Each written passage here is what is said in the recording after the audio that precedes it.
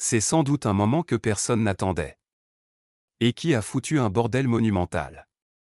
Le genre de moment où les organisateurs ont bien envie de faire couper le micro mais c'est trop tard. Lors de la seconde journée du congrès, la voix de l'activiste bisso-guinéen Sifiou Kabalka Belel, figure connue des milieux panafricains radicaux, a brisé le vernis consensuel, rappelant que derrière les discours officiels sur l'avenir de l'Afrique se cachent des réalités politiques douloureuses. Comment peut-on parler de renaissance africaine quand le pays qui nous accueille maintient encore des dizaines de prisonniers politiques dans ses geôles? Sans détour, il a poursuivi, ce congrès est organisé sur le dos du peuple togolais. Beaucoup de ses fils et filles sont en exil, d'autres croupissent en prison pour avoir simplement exprimé une opinion différente, et certains subissent encore des traitements inhumains.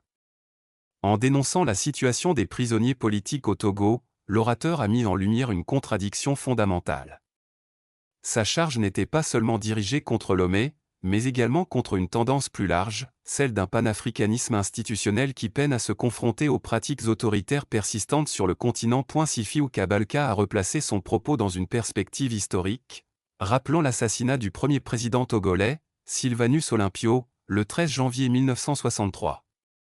Présenté comme l'un des pères fondateurs du panafricanisme moderne aux côtés de Kwame Nkrumah et Patrice Lumumba, Olympio incarne, selon lui, le crime originel, qui aurait détourné le Togo de la voie de la dignité et de la justice. En convoquant cette mémoire, il visait à inscrire la critique actuelle dans une continuité historique, celle d'un pays qui, selon lui, n'a jamais retrouvé le chemin de la dignité. Fixant le ministre togolais des Affaires étrangères, Robert Dussey, qui présidait la séance, l'activiste a formulé une demande solennelle: « Je demande humblement, ici, devant vous tous, que le Togo prenne l'initiative, durant ce congrès même, d'une résolution forte pour une amnistie générale et immédiate de tous les prisonniers politiques. Ce serait le plus beau cadeau que Lomé pourrait offrir à l'Afrique et à son propre peuple. » Dans un climat déjà électrique, Sifiou Kabalka a ajouté, non sans inquiétude: « Franchement, je me demande si je vais être ciblé après avoir dit cela. Est-ce cela, la renaissance africaine que nous célébrons? Un panafricanisme où l'on doit encore parler la peur au ventre ?»